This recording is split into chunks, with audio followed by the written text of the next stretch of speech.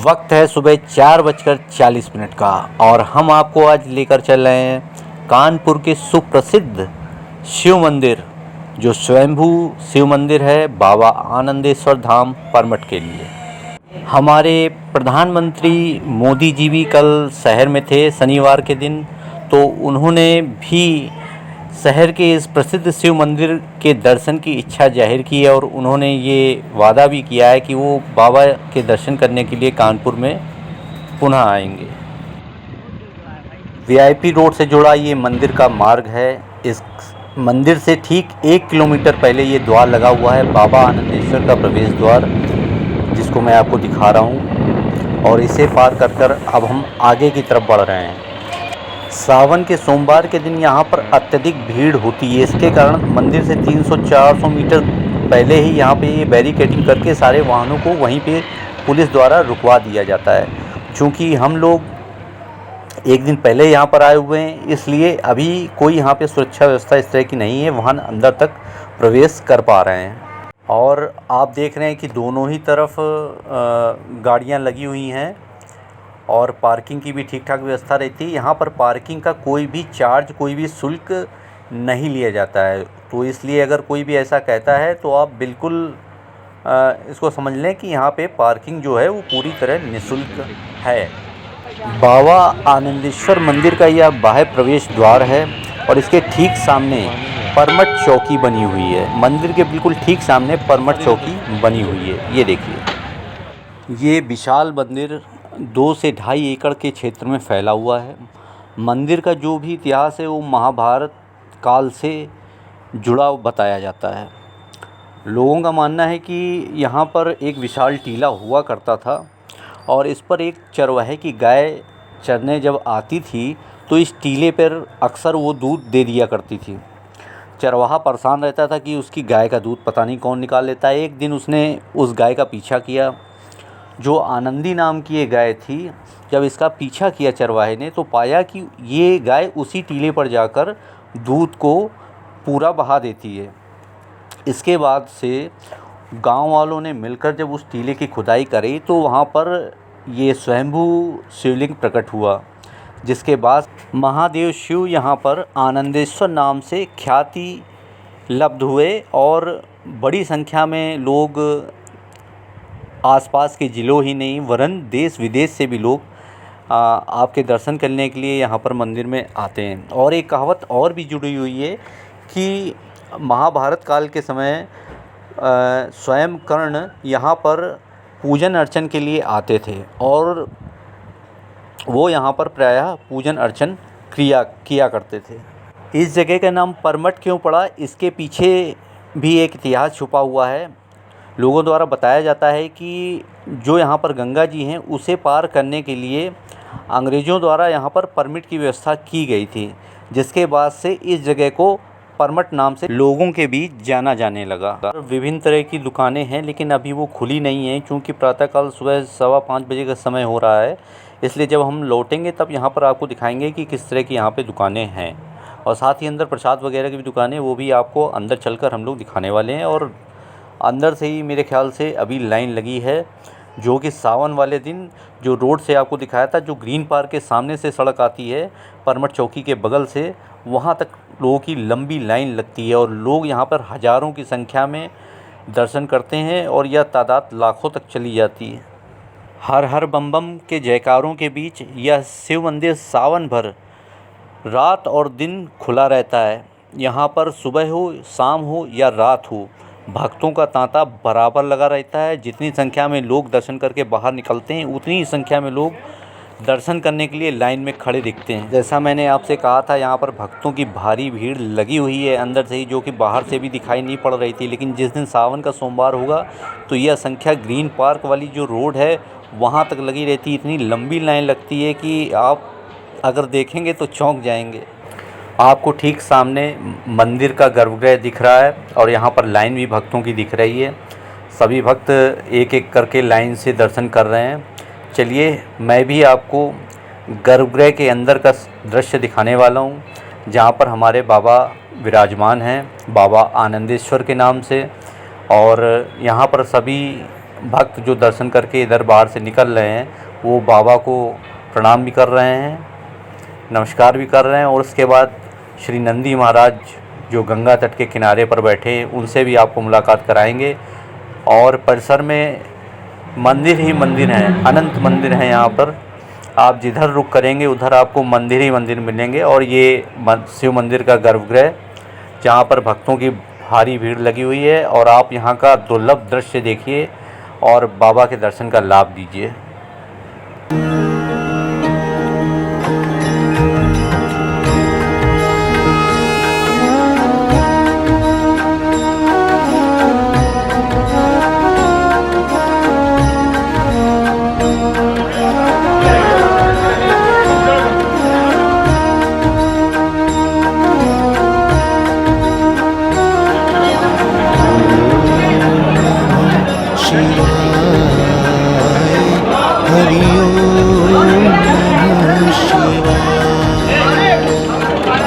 बाबा का अभिषेक करके जो भी भक्त हैं वो आनंदित हो रहे हैं और इतनी भीड़ लगी रहती है यहाँ बाबा के दरबार में। और सुंदर दृश्य बहुत ही मनोहारी है।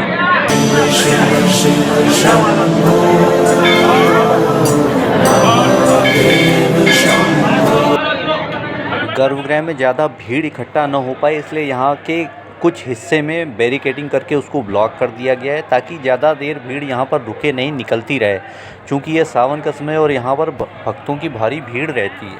वो शिवलिंग के अलावा यहाँ पर स्थापित अन्य शिवलिंग भी मिलेंगे। आप पूरे मंदिर परिसर में घूम लीजिए, आपको जगह जगह शिवलिंग मिलेंगे। और इसके बाद मैं आपको एक और शिव मंदिर का दर्शन कराऊँगा। लेकिन उससे पहले गर्भगृह में हम लोग दर्शन करने के बाद अब जब यहाँ से बाहर निकलेंगे तो सबसे पहले सीताराम दरबार के दर्शन करेंगे। ने तेरे ही भरोसे हवा बिच उड़ती जावांगी, बाबा डोर हथो छड्डी नामे कटी जावांगी। और हम गर्भगृह से बाहर आ चुके हैं, लेकिन अब तो जब हम लोग दर्शन करके निकल चुके हैं और ये भीड़ जो है भक्तों की वो पहले से भी ज़्यादा बढ़ती जा रही है और देर शाम तक ये भीड़ और भी बढ़ती रहेगी। चलिए अब हम आपको गर्भगृह के बगल में जो सीताराम मंदिर है उस ओर ले चलता हूँ। देखता हूँ रास्ता कहाँ से हो, क्योंकि यहाँ पे सभी जगह कतारें लगी हुई हैं। ठीक है, मेरे को यहाँ से रास्ता दिख रहा है और मैं यहाँ से निकलने की कोशिश करता हूँ और सीधे सीताराम जी मंदिर की तरफ आपको लेके चलता हूँ। और ये सामने जो मंदिर है ये सीताराम जी का मंदिर है और दर्शन करिए हमारे प्रभु सीताराम जी का। और इसके बाद अब मैं आपको नंदी जी महाराज की तरफ ले चलता हूँ।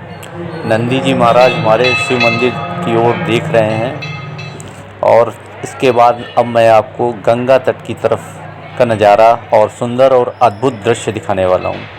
ये वो अद्भुत नज़ारा है जिसको वही देख सकता है जो ब्रह्म मुहूर्त का महत्व जानता है और ब्रह्म मुहूर्त में जागना जानता है।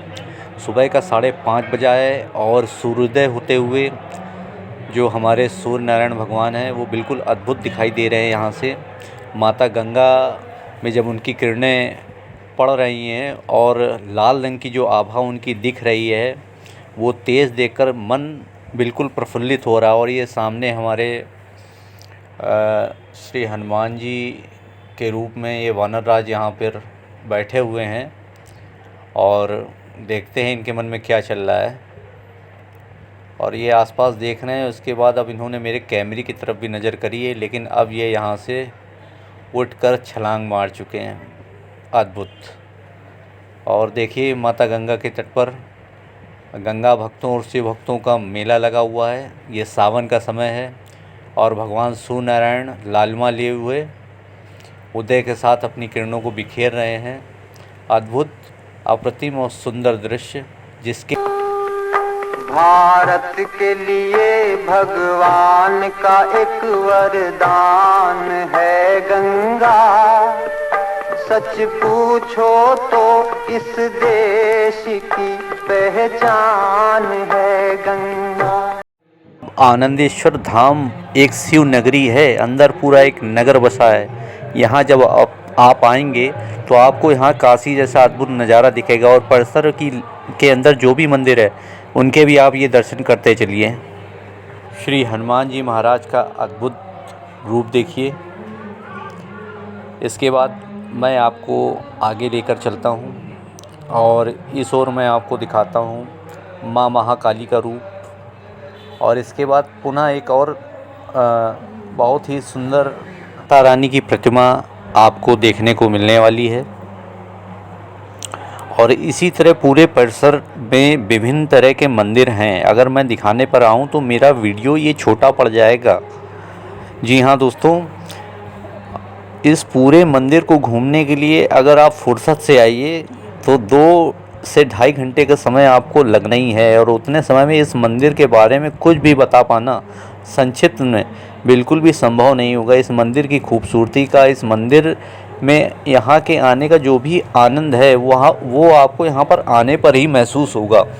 आप देश के किसी भी हिस्से में रहते हैं और अगर आप कभी कानपुर आए तो बाबा के इस दरबार में आकर अपनी जो भी मुराद हो उसके लिए आप बाबा से हाजिरी लगाइएगा और बाबा हर एक की मनोकामना पूर्ण करते हैं। इसका आपको यहाँ पे नज़ारा आपको तब देखने को मिलेगा कि आनंदेश्वर बाबा के मंदिर के परिसर में प्रायः भंडारे चला करते हैं।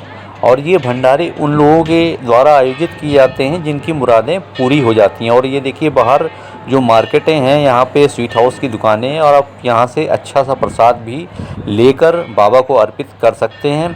और इसके बाद मैं आपको यहाँ की मार्केट भी आपको अंदर दिखा रहा हूँ, जहाँ पे आप पूजा पाठ का सामान, धार्मिक ग्रंथ, किताबें, पुस्तकें, रुद्राक्ष की मालाएं, कड़े और अन्य इत्र, सुगंधित धूप बत्तियाँ और जो कुछ भी है वो आप सब यहाँ पर ख़रीद सकते हैं। एक से एक कलावा और जनेऊ और रुद्राक्ष, शंख और जो भी आप चाहें डमरू वगैरह उसको आप ले सकते हैं यहाँ पर।